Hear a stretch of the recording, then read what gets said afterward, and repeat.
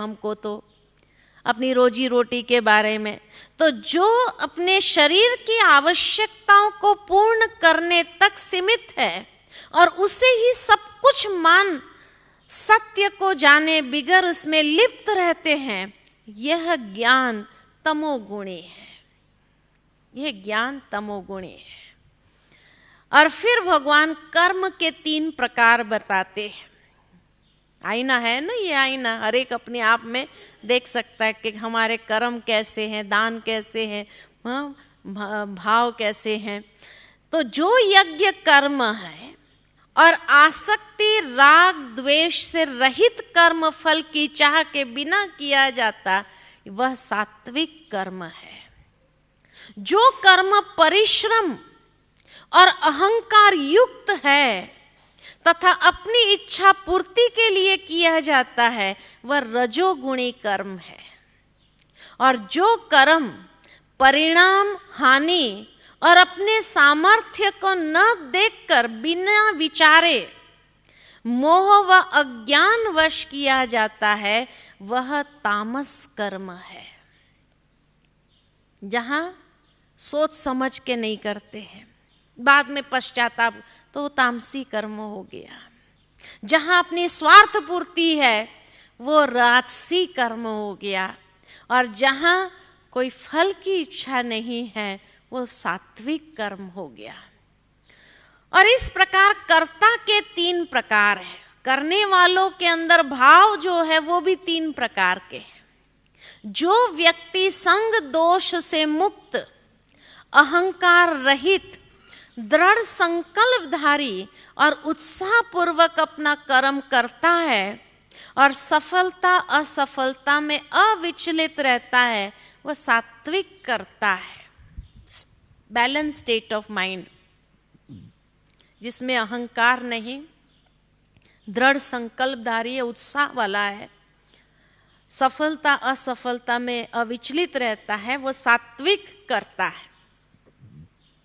लेकिन जो व्यक्ति कर्म तथा कर्म फल के प्रति आसक्त होकर फलों का भोग करना चाहता है तथा जो लोभी, सदैव ईर्ष्यालु, अपवित्र और सुख दुख से विचलित होता है, वह राजसी करता है ना, जो विचलित हो जाता है।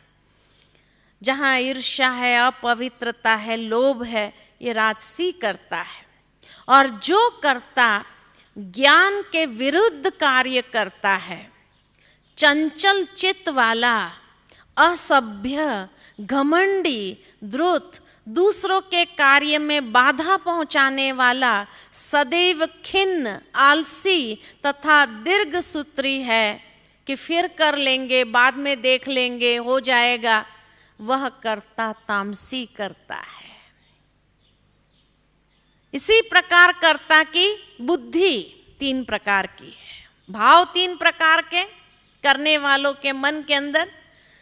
अब बुद्धि 3 प्रकार की है और धारणा शक्ति भी 3 प्रकार की है। तीनों की बुद्धि के 3 प्रकार है कि जो प्रवृत्ति और निवृत्ति, कर्तव्य और अकर्तव्य, भय और अभय तथा बंधन और मुक्ति को यथार्थ समझते हैं, वह सात्विक बुद्धि है। वो अच्छी तरह से भेद कर सकती है, सही क्या है, गलत क्या है। लेकिन जो धर्म अधर्म तथा कर्तव्य कर्तव्य के भेद को यथावत नहीं जानते हैं, वह राजसी बुद्धि है। और जो अज्ञान अंधकार के वशीभूत होकर अधर्म को धर्म और धर्म को अधर्म मानते हैं और सदैव विपरीत दिशा में प्रयत्न करते हैं, वे तामसी बुद्धि है। जो भेद को अच्छी तरह जानते हैं वो सात्विक है, जो भेद को नहीं जान पाते वो राजसी है, और जो विपरीत दिशा में चलते हैं वो तामसी बुद्धि है। इसी प्रकार उनकी धारणा शक्ति भी 3 प्रकार की है। तो जो योग अभ्यास द्वारा अव्यभिचारिणी धारणा से अपने मन, प्राण और इंद्रियों के कार्यकलापों को वश में रखता है, वह सात्विक धारणा है। और जिस धारणा से मनुष्य धर्म, अर्थ तथा काम के फलों में लिप्त बना रहता है, वह राजसी धारणा है। जहां अपने मन, प्राण तथा इंद्रिय के कार्यकलापों को वश में रखता है, वो धारणा सात्विक है। जहां योग अभ्यास द्वारा अव्यभिचारिणी बुद्धि एक में लगी हुई है, और जहां मनुष्य धर्म, अर्थ तथा काम के फलों में लिप्त बना रहता है, वो राजसी धारणा है। और दुर्बुद्धि पुरुष जिस धारणा के द्वारा स्वप्न, भय, शोक, विषाद और मद को नहीं त्यागता है, वह धारणा तामसी है। तो ये 3 प्रकार की धारणा शक्ति बताई उनकी। फिर भगवान कहते हैं, हे अर्जुन, अब 3 प्रकार के सुख का वर्णन सुन। 3 प्रकार के सुख भी होते हैं जिसमें रमण करने से मनुष्य प्रसन्न रहता है और जिससे दुख का अंत होता है। जो सुख आरंभ में विष के समान लगता है, कि जिसके अभ्यास में कठिनाई है,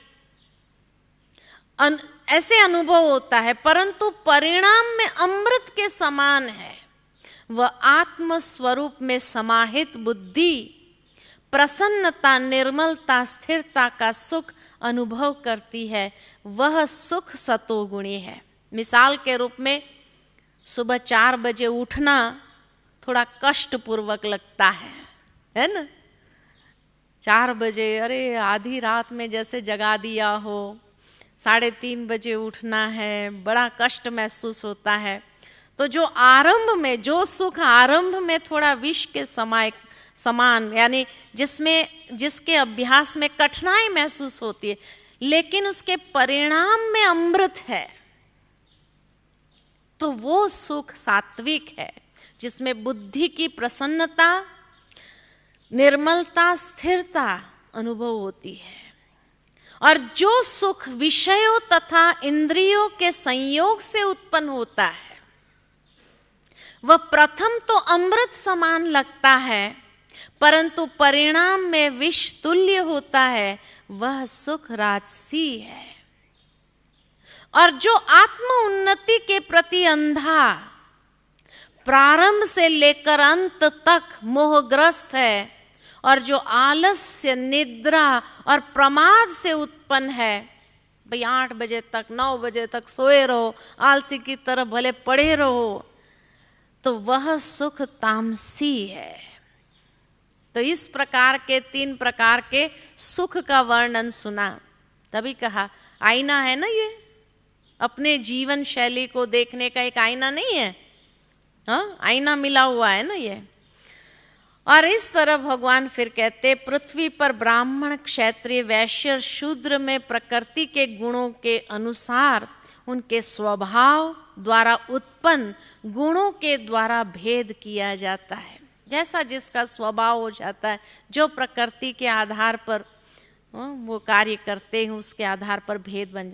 पृथ्वी पर अथवा स्वर्ग के देवताओं में ऐसा कोई प्राणी नहीं है जो प्रकृति से उत्पन्न इन 3 गुणों से मुक्त हो। देवताएं भी मुक्त नहीं, वो सात्विक प्रकृति से है, लेकिन है तो प्रकृति के गुणों के प्रभाव में ही, चाहे वो देवता है चाहे असुर है। इस संसार में कोई प्राणी ऐसा नहीं जो प्रकृति के उत्पन्न इन 3 गुणों से मुक्त हो। कोई उससे, सिवाय परमात्मा के, कोई उससे मुक्त नहीं है। फिर भगवान कहते हैं, अपने स्वभाव एवं विकास की स्थिति को पहचान कर प्रत्येक व्यक्ति ने अपने स्वाभाविक कर्म का निष्ठापूर्वक पालन करना चाहिए, परंतु इसमें ईश्वर अर्पण भावना से कार्य करने में अहंकार सर्वथा लुप्त हो जाता है। जब ईश्वर को समर्पित कर दो जो कर्म करते हैं, तो अपना अहंकार उसमें समाप्त हो जाता है। अहंकार के अभाव से पूर्वार्जित वासनाओं का क्षय होता है और नवीन बंधन कारक वासनाएं उत्पन्न नहीं होती है। अहंकार ही जड़ है सभी प्रकार की बुराइयों को उत्पन्न करने के लिए। उसके अतिरिक्त चित्त की शुद्धि भी प्राप्त होती है, जिसका अंतःकरण शुद्ध होता है वह परमात्मा के दिव्य स्वरूप का अनुभव प्राप्त कर सकता है। परमात्मा अनुभव प्राप्त करने के लिए अंतःकरण शुद्ध होना बहुत जरूरी है।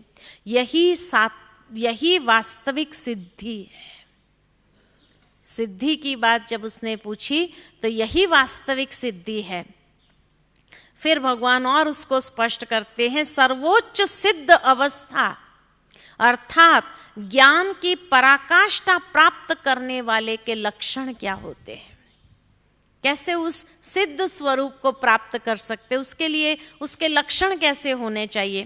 तो अपनी बुद्धि से शुद्ध होकर तथा धैर्य पूर्वक मन को वश करते हुए इंद्रिय तृप्ति के विषयों का त्याग कर राग द्वेष से मुक्त होकर जो व्यक्ति एकांत स्थान में वास करता है, जो अल्पाहारी है, जो अपने शरीर मन वाणी को वश में रखता है, जो सदैव समाधि में रहता है तथा पूर्णतः विरक्त, मिथ्या अहंकार, मिथ्या शक्ति, मिथ्या गर्व, काम क्रोध तथा भौतिक वस्तु के संग्रह से मुक्त है, जो मिथ्या स्वामित्व की भावना से रहित तथा शांत है, वह निश्चय ही आत्म साक्षात्कार के पद को प्राप्त होता है।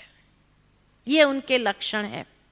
इस प्रकार जो दिव्य पद पर स्थित है वह सर्वोच्च सिद्ध अवस्था को अनुभव कर प्रसन्न हो जाता है। वह न शोक करता है, न किसी की कामना करता है, वह प्रत्येक जीव के प्रति समभाव रखता है। ये उसके लक्षण है।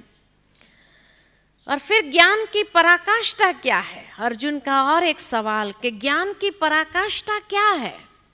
तो भगवान कहते हैं, भगवान जो है और जिस प्रभाव वाले हैं, अजर अमर शाश्वत, जिन अलौकिक गुण धर्म वाले हैं, उसे परिपक्व अवस्था वाले यथार्थ जान लेते हैं। उसके मन के अंदर कोई डाउट नहीं रहता है, ये है, पता नहीं, ये हो सकता, नहीं हो सकता, हमने तो कभी आज दिन तक, ये डाउट्स ही नहीं, संशय नाम की चीज नहीं रहती है। क्लियर हो जाता है उसके अंदर। भगवान जो है, जैसा है, जिस अलौकिक गुण धर्म से है युक्त है, वो परिपक्व अवस्था वाले यथार्थ जान लेते।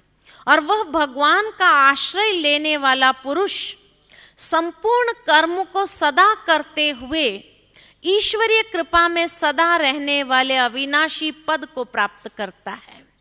इसलिए हे अर्जुन, संपूर्ण कर्मों को मन से मुझ में अर्पित करके बुद्धि योग मुझ में स्थित करो। अब बुद्धि को इधर उधर भटकाने की जरूरत नहीं, अब मुझ में स्थित करो।